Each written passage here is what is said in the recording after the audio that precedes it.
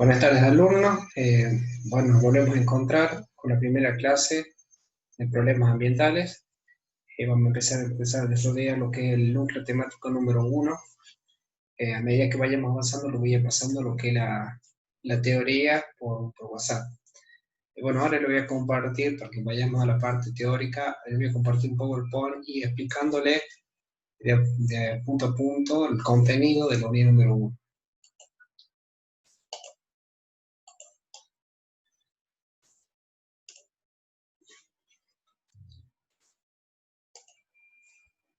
Bueno, acá arrancamos con lo que es una carátula general de lo que respecta a la asignatura a nivel global, que es lo que muestra cada imagen, el sentido común, el compromiso, responsabilidad hacia el ambiente.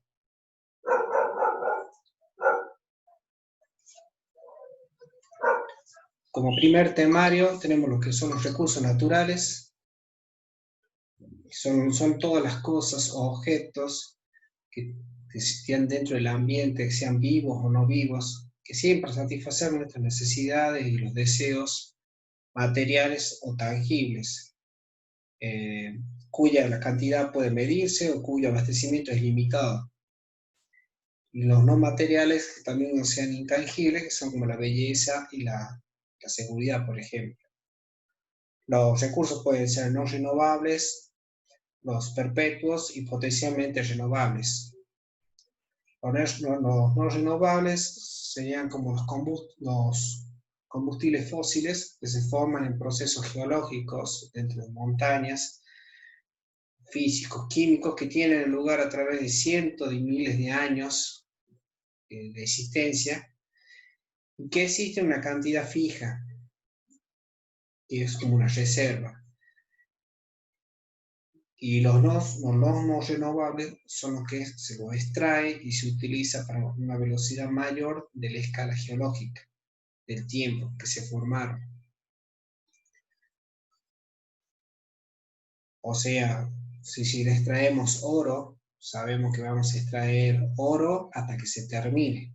No se va a renovar ese recurso, se va a limitar en el tiempo hasta que se termine. Los perpetuos son virtualmente inagotables, como la energía solar y el viento.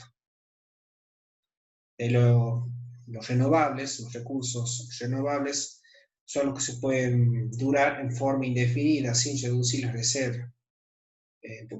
No son reemplazados más rápidamente que el proceso natural que los recursos no renovables. Uno de los recursos más valiosos del planeta es la diversidad, la forma de vida, y potencialmente es renovable. Cada vez se va reproduciendo más los seres vivos y se van produciendo sus bajas correspondientes.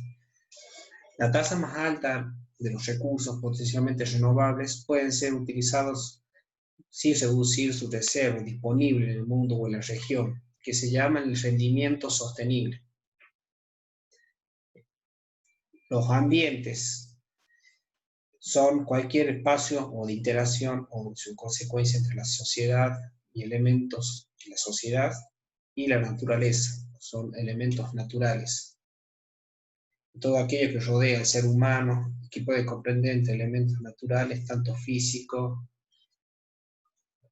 como biológicos, elementos artificiales, elementos sociales y las interacciones entre sí.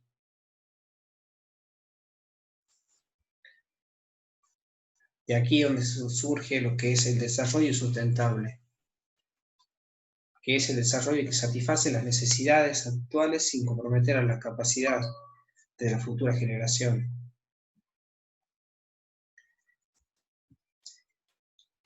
El ámbito del desarrollo sustentable puede dividirse conceptualmente en tres partes: lo que es ambiental, lo que es económica, la economía, y lo que es la sociedad. Se considera un aspecto social por la relación entre el bienestar social y con el medio ambiente de las personas y la economía.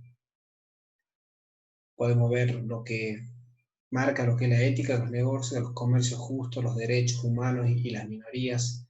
Tenemos lo que es la parte de la economía del ambiente, las externalidades, las reformas ecológicas y los impuestos. Tenemos lo que es ambiente sano, la educación, la capacitación, la justicia y las normas ambientales. Entonces, la interacción entre los tres puntos, lo que hace el desarrollo sustentable de la sociedad, economía y ambiente, existe lo que se llama el punto de equidad, que es el punto centro de las intersecciones de la figura geométrica. Estamos mostrando ahí lo que son los círculos representados.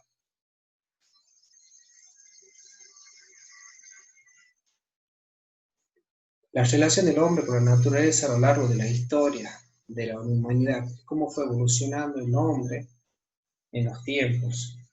Arrancó con una sociedad recolectora, que fue a 3/4 de los 40.000 años aproximadamente de nuestra existencia, que fuimos cazadores, fuimos recolectores, colectando plantas comestibles, cazando animales de la fauna silvestre, y los grupos sociales no eran más de 50 individuos, eran grupos pequeños de ambos géneros, y que existían como una fuente de energía, que era la luz del sol capturada por las plantas, donde existían los organismos de los productores, alimentos propios, y de los animales que cazaban, y la fuerza muscular que existía. Después pasamos a otra etapa, que es la sociedad agrícola, que hace unos 10.000 años de inicio del cambio gradual de pequeños grupos nómades, cazadores, recolectores, se establecían en comunidades agrícolas, donde se sobrevivían aprendiendo cómo criar animales y cultivar plantas silvestres desde el lugar donde vivían. La horticultura, los cultivos de las plantas, empezó en áreas tropicales, y las plantaciones se hacían partiendo de eliminar pequeñas parcelas de bosques, a quemar restos y luego, continuamente, abrir hoyos para plantar tubérculos con raíces de plantas silvestres. Cuando la tierra se agotaba, o sea, la explotaban en forma agrícola, se desplazaban hacia otra zona, iban desplazándose y viviendo a medida que iban explotando las tierras. Aquí es donde se empieza a generar lo que es un impacto sobre la naturaleza. Tenemos el surgimiento de la sociedad urbana, que es basando en la agricultura, donde utilizan los animales, pero ya para transportes, para tareas que incrementan el uso de medios de energía, utilizan animales para arar. Se inicia el proceso de urbanización, aldeas, pueblos, ciudades, empiezan a producir, a abastecer sus necesidades excedentes para comercializar, comenzar a acumularse de bienes materiales, donde empiezan a instalarse las maderas, donde se empieza a comercializar la madera, los minerales, la vegetación, ya no solamente era del consumo propio, sino que para la comercialización, la producción de los alimentos y de la caza de animales. Acá ya va retomando cada vez más el impacto hacia la naturaleza. Los hombres asumieron el control, protegieron a las mujeres y a los niños. La población urbana necesitaba más alimento y más madera para combustible y construcción. Las tierras desmontadas se administraron deficientemente, había deforestaciones abusivas, erosiones, salinizaciones de suelo, sobreabastecimiento. Después pasamos a lo que es la sociedad industrial, que a mediados del siglo XVIII, como en Inglaterra, comienza con la revolución industrial, donde extiende las Américas, donde empiezan a la fabricación de la primera máquina de vapor, donde empiezan a trabajar en lo que es el tren, donde empiezan a trabajar a otros tipos de vehículos, de motores, donde la escasez de combustible se supera por el uso, por ejemplo, del carbón mineral en caso de ese tren, donde se empieza a utilizar más para conducir a la máquina de vapor y a otras máquinas, para facilitar la producción de grandes escalas de bienes necesarios por la creciente población que se venía a venir. Constituye una producción manual, la locación de plantas manufactureras, pudo hacerse en ciudades sin dejar de depender de bosques o energías hidráulicas. La vida de la gente fundamentalmente se basaba en las minas de carbón, por lo que se decía que las personas tenían un promedio de vida entre 30 años, empezaron a trabajar a los 17 años, 30 años de vida por la toxicidad que estaban expuestos en las minas. También hay una sociedad industrial avanzada, que en la posguerra, es decir, del presente, se caracteriza por la gran producción, enorme consumo de bienes. Hay una dependencia absoluta de los combustibles fósiles, hay un cambio de dependencia de los bienes naturales, inocuos del ambiente, un aumento de la cantidad de energía usada por persona. También es cierto que la sociedad industrial beneficiaba a las personas que vienen de ellas, como la producción masiva de bienes útiles económicos que la sociedad puede adquirir, fuerte incremento en la agricultura industrial, mejoras en las condiciones de salud, natalidad y expectativas de vida, como tomándolo como algo como ventaja. Y a veces su desventaja por el exceso y el abuso.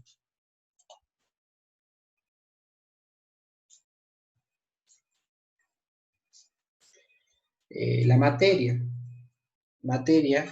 sabemos que aborda en todos los conceptos, materia, energía y varias leyes de principios y fundamentos de la naturaleza que rigen sobre todas las cosas incluidas dentro de la sociedad. Materia es todo objeto que uno puede palpar, tocar, ver. Y dentro de la ciencia es un intento de descubrir el orden de la naturaleza. Los científicos reunían datos con datos que se avanzaba de acuerdo a las leyes científicas, pero primero se formulaba siempre una hipótesis. Cuando las pruebas sostenían una hipótesis, se formulaba una teoría científica, que esa teoría, la ley, tratan de describir y explicar o predecir de lo que ocurría en la naturaleza. Pero toda esta teoría de la ciencia, en base a la materia, las tecnologías, se basaba en probabilidades de ocurrencia que ocurrían, se basaban en hechos y en eso delimitaban leyes científicas en esos tiempos. Y tenemos lo que es la tecnología. La tecnología, bueno, es la creación de nuevos productos y procesos útiles que nos permiten la supervivencia, la comodidad, la calidad, mejorar la calidad de la vida. Tiene diferente en cuanto comparte información, la investigación científica se divulga y se evalúa. El descubrimiento tecnológico suele ser confidenciales. ¿Qué tenemos en la relación entre la tecnología y el medio ambiente? La tecnología es una mano que nos da una ventaja para atribuir a mejorar el consumo de las energías no renovables, cuidar los recursos no renovables, y a la vez tiene un autoconsumo de los materiales. Sabemos que podemos, como también evolucionar la comodidad de las personas, también estamos construyendo y desgastando nuestros recursos, que son algunos están agotados. La ciencia ambiental, podemos decir también que es una ciencia holística, que es donde estudia históricamente, estudia los niveles de cada bayón de la organización.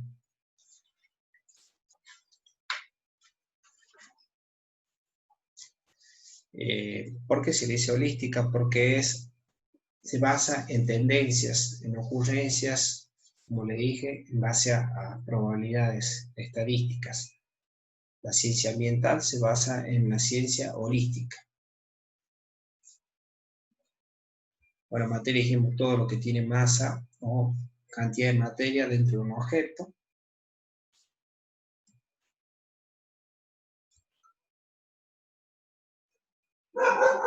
Ahí tenemos lo que son los tipos de energía. Tenemos energías renovables, las no renovables. La energía es un valor es un valor monetario real en el mundo. La energía permite todo, se define como la capacidad de hacer trabajo. Es una definición teórica donde podemos relacionar. Y donde tenemos energías cinéticas, que son las que están debidas relacionadas con los movimientos. Tenemos la energía potencial, que es la que siempre se encuentra almacenada dentro de la materia, dentro del cuerpo, disponible para su uso dinámico. Los recursos energéticos más usados por la gente es el sol, que suministra solo para la incidencia del 99% de energía necesaria para calentar la tierra y todo lo construir. Sin ella no existiría la vida, no existirían seres vivos, los animales, la vegetación, y la temperatura sería de menos 240 grados centígrados. La energía solar es una energía directa que contribuye a varias formas indirectas de energía, tanto como los vientos, el agua que cae y las biomasas. El 1% del restante de la energía es comercial, la mayor parte que proviene de quemar materiales fósiles, también la energía solar indirecta que es almacenada en los enlaces químicos de los compuestos orgánicos. En los países desarrollados son los grandes consumidores de energía y grandes derrochadores de combustibles fósiles. La calidad de la energía varía su calidad o actitud para hacer un trabajo útil. Eso se encuentra medido por la nomenclatura entropía. Una energía de alta calidad está organizada o concentrada, que tiene una gran actitud en realizar un trabajo útil. Posee una entropía baja, como los combustibles fósiles, como el núcleo de uranio, por ejemplo, y en casos que sean molecularmente están totalmente desordenadas, se encuentran desordenadas, se está diciendo que existe una alta entropía. Una alta entropía, por ejemplo, entre un vaso con cubo de hielo y un vaso con agua. ¿Cuánto es la entropía que tenemos? En un vaso con agua vamos a tener una baja entropía y con cubo de hielo una alta entropía. Que decimos, cuando tenemos baja entropía, tenemos una alta calidad de la distribución molecular. Y si fuera viceversa, en cuanto a los cubos de hielo, donde tenemos una alta entropía, vamos a tener una baja calidad, es inverso, eso hay que tener en cuenta.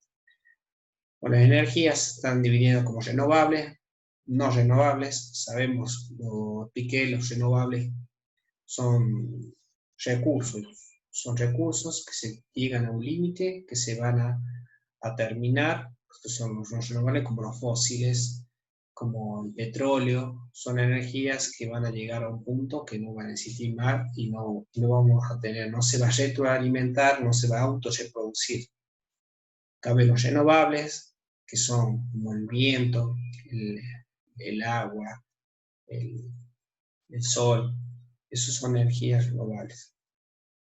Entonces, un concepto de entropía, la energía varía su calidad o actitud para hacer su trabajo útil, medida del desorden de un sistema. Esto tengo que tener en cuenta porque siempre lo estoy pidiendo, comparándolo con otras situaciones y lo estoy evaluando como sea pertinente.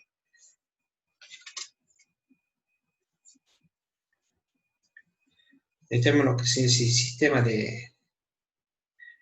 de sustentabilidad de la vida en la Tierra. Bueno, la Tierra en el planeta dinámico tenemos varias importantes partes que interactúan y desempeñan un papel importante dentro de la vida de la Tierra. Tenemos lo que es la atmósfera, tenemos lo que es la hidrósfera, la geósfera y la biosfera. La atmósfera está conformada por una delgada envoltura gaseosa que rodea al planeta cerca del 95% de la masa del aire del planeta. Se encuentra en la capa más interna de la atmósfera, conocida como la troposfera, y como se extiende a unos 17 kilómetros sobre la superficie de la atmósfera. De los 17 a los 48 kilómetros somos superficie de la Tierra y se extiende como la troposfera. Después tenemos lo que es la hidrósfera, es constituida por todo agua líquida, de océanos, de mares, de lagos, de ríos, o de otros cuerpos de agua superficiales, vertientes o aguas congeladas, en pequeñas cantidades de vapor en agua en la atmósfera. La geósfera está formada por dentro del núcleo, el manto y la corteza que contiene el suelo y las rocas. Los combustibles fósiles, los minerales que usamos se encuentran en las cortezas o en el manto superior que conocemos como la litosfera. Y la biosfera es todo el dominio donde se encuentra la vida, donde consta de parte de la atmósfera, troposfera, de la hidrósfera, agua superficial subterránea y la litósfera.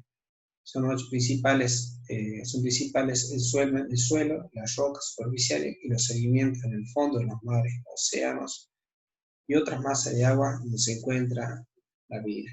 Entonces, dentro de la sustentación de la vida, tiene que existir estos 4 grandes grupos para que exista vida en la Tierra.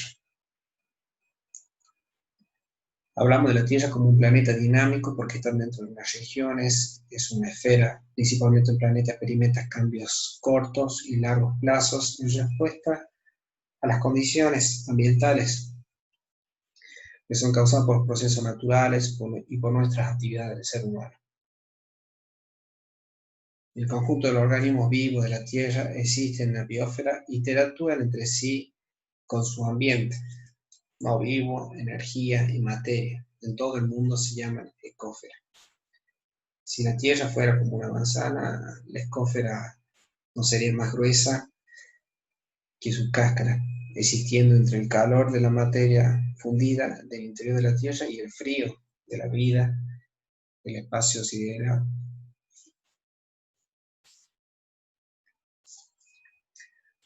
Tenemos lo que son los ciclos geoquímicos, que son flujos de energía y ciclamiento de materia que existen en la biosfera.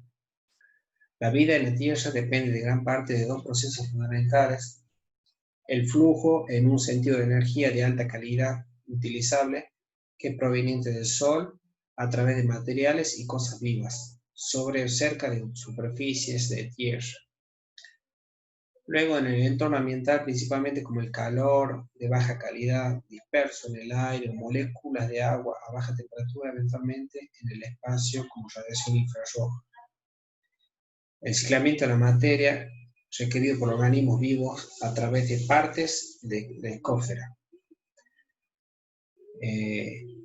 Cuando la energía electromagnética llega a nuestro planeta, en gran parte es reflejada por absorbida por sustancias químicas en parte de la atmósfera, evitan que la mayoría de los nocivos rayos cósmicos lleguen a nuestra superficie terrestre. Dentro de estos ciclos bioquímicos existen 5 ciclos biogeoquímicos son importantes, donde van afectados al calor del medio ambiente, lo que es el ciclo del carbono, el ciclo del fósforo, el ciclo del nitrógeno, el ciclo del hidrógeno, el ciclo del oxígeno. Entre estos ciclos tenemos varios ciclos que trabajan muy interrelacionados entre ellos, y ya los vamos a ir viendo de a poco y de acuerdo a la gráfica, se van a ir dando cuentas los componentes que están y están presentes en varios ciclos. También decimos que todos los elementos que un organismo necesite para vivir, crecer, reproducirse, se llaman nutrientes. Cerca de 40 elementos son esenciales para los organismos, aunque el número y tipo de estos elementos pueden variar de un organismo a otro. Los elementos requeridos por los organismos en grandes cantidades se denominan macronutrientes, que es el carbono, el oxígeno, el hidrógeno, el nitrógeno, el fósforo, el azufre, el calcio, magnesio y potasio. Estos elementos y sus compuestos constituyen un 97% del cuerpo humano y el 95% de todos los otros organismos. Los elementos que necesitan los órganos en cantidades pequeñas se llaman micronutrientes, que son el hierro, el cobre, el zinc, el cloro y el yodo. La mayor parte de estas sustancias químicas de la Tierra no ocurren en forma útil para sus organismos. Afortunadamente, los elementos y compuestos necesarios como nutrientes para la vida sobre la Tierra son ciclados continuamente en vidas complejas a través de partes vivas y no vivas de la ecósfera y son convertidos en formas útiles como combinación de procesos geológicos, biológicos y químicos. Todos estos son dirigidos de forma directa e indirectamente por la energía solar y la gravedad. Este ciclamiento de los nutrientes desde el ambiente no vivo, depósito en la atmósfera, la hidrosfera y la corteza terrestre, hasta los organismos vivos y de regreso al ambiente no vivo que tienen como lugar los ciclos biogeoquímicos. Ese es el ciclo de que pasan los nutrientes de un ambiente no vivo a un ambiente vivo y regresan al no vivo. Hay tres tipos de ciclos biogeoquímicos que están interconectados, como les decía, se relacionan entre ellos, que son el ciclo gaseosos, entre los nutrientes circulan principalmente entre la atmósfera, el aire y los organismos vivos, que el carbono, el oxígeno y el nitrógeno. La mayoría de estos ciclos, los nutrientes son necesarios en horas y días. En los ciclos de sedimentarios, los nutrientes circulan principalmente entre la corteza terrestre, la hidrosfera y los organismos vivos. Este ciclamiento es más lento que el que ocurre en la atmósfera, el fósforo y el azufre. En el ciclo hidrológico, el agua circula entre el océano, el aire, la tierra y los organismos vivos. Este ciclo también constituye el calor solar sobre el planeta.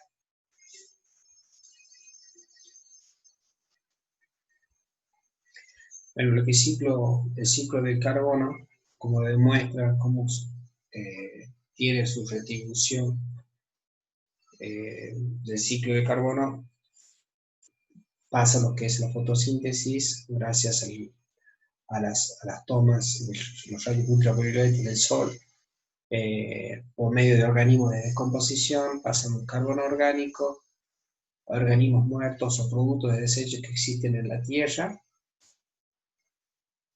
La respiración de los animales y la respiración de las raíces disipan las emisiones, lo que son las emisiones de vehículos, de fábricas, el ciclo de por donde circula el carbono. El carbono es un elemento básico de los carbohidratos, la grasa, las proteínas, ácidos nucleicos y otros compuestos orgánicos necesarios para la vida. El ciclo se basa en el gas dióxido de carbono, que constituye solo como 0,3% en el volumen de la troposfera y también está disuelto en el agua. Los productores absorben el dióxido de carbono de la atmósfera de los productos terrestres o del agua de los productores acuáticos también. Usan la fotosíntesis para convertir el carbono, el dióxido, en carbonos, compuestos por orgánicos como la glucosa. Las células de los productores que consumen oxígenos y de los consumidores efectúan respiraciones aeróbicas que descomponen y degradan la glucosa y convierten el carbono de nuevo a dióxido de carbono en la atmósfera. Y lo que respiran los animales, lo que exhalan los animales es el dióxido de carbono.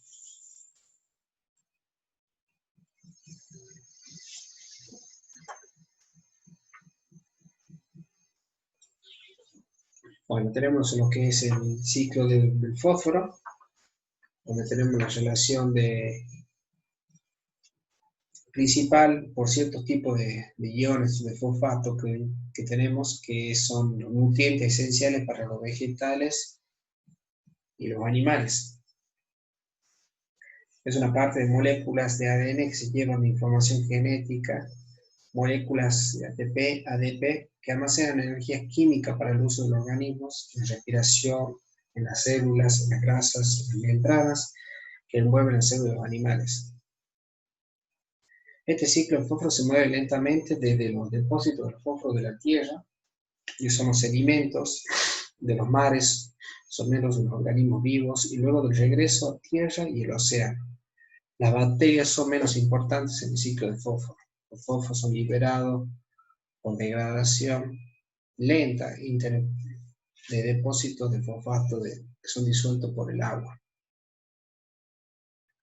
La mayoría de los suelos solo contienen pequeñas cantidades de fósforo, por los fosfatos son ligeramente solubles en agua y se encuentran en pocas clases de rocas.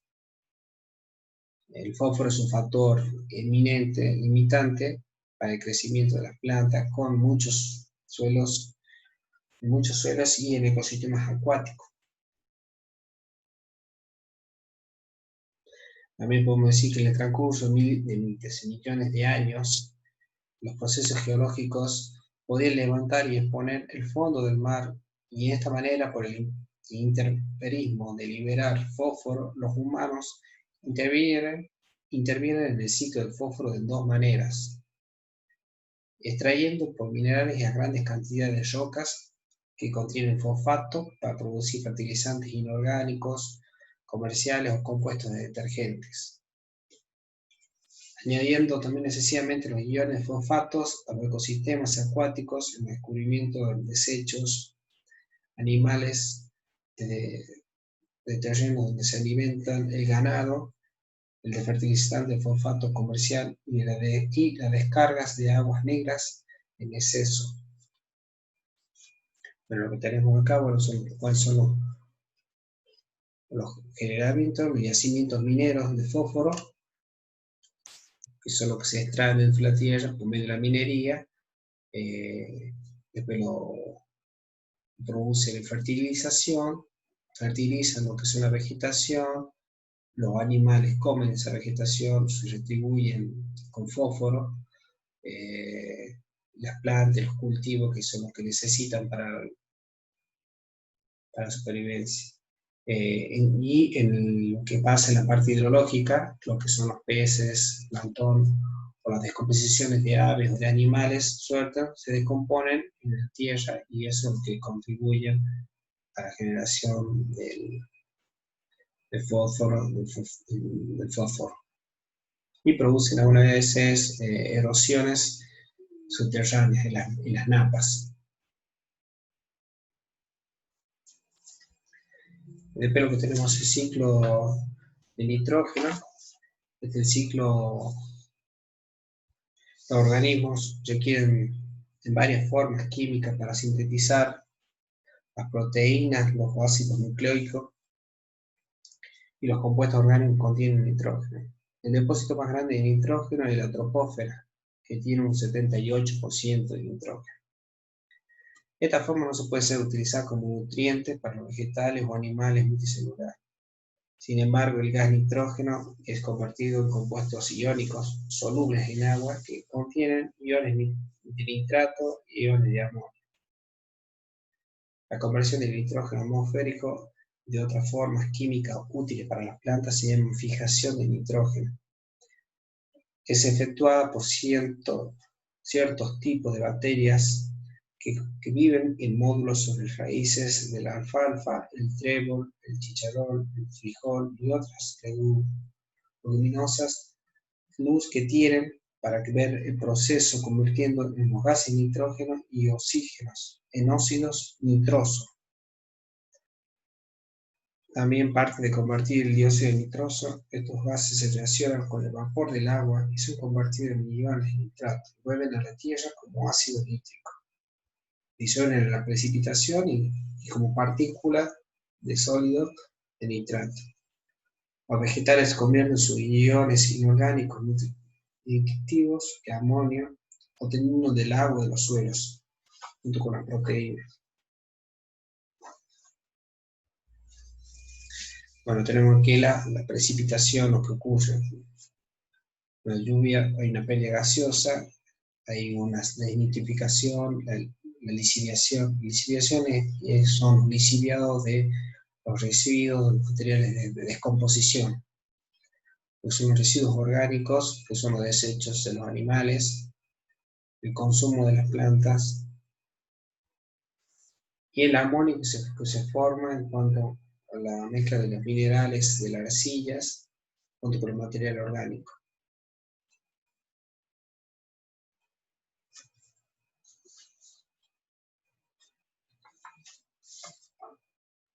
Tenemos lo que es el ciclo hidrológico del hidrógeno, que es donde se produce lo que es la recuperación del agua.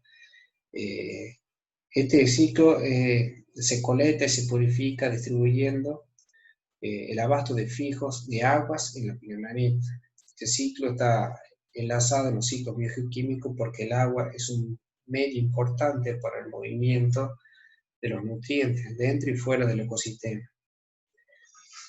La energía solar y la gravedad convierte el agua permanente en un estado físico y otros se desplazan en los océanos, el aire, la tierra y los organismos vivos.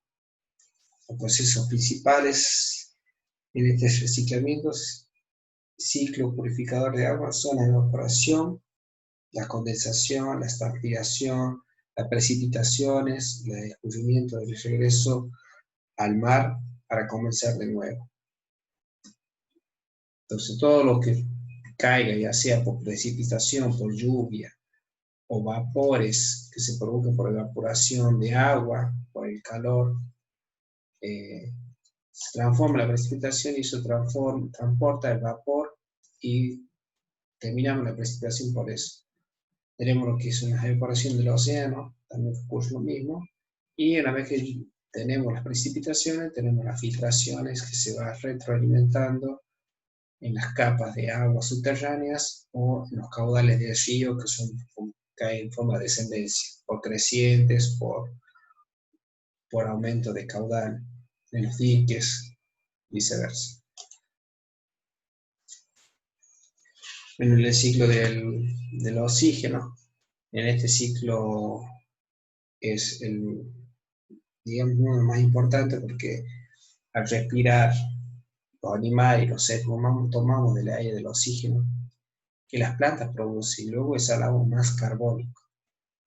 Entonces, el oxígeno que absorbemos, que son generados por las plantas, tienen un circuito anteriormente a eso, que es donde surge lo que es la absorción de productos como el dióxido de carbono, la mezcla con la atmósfera y el oxígeno que dispersan los árboles.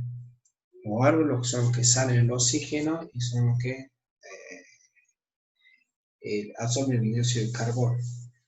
Por eso la planta, la vegetación, la arbolera, el árbol es vida. Por eso es muy importante es el ciclo de oxígeno.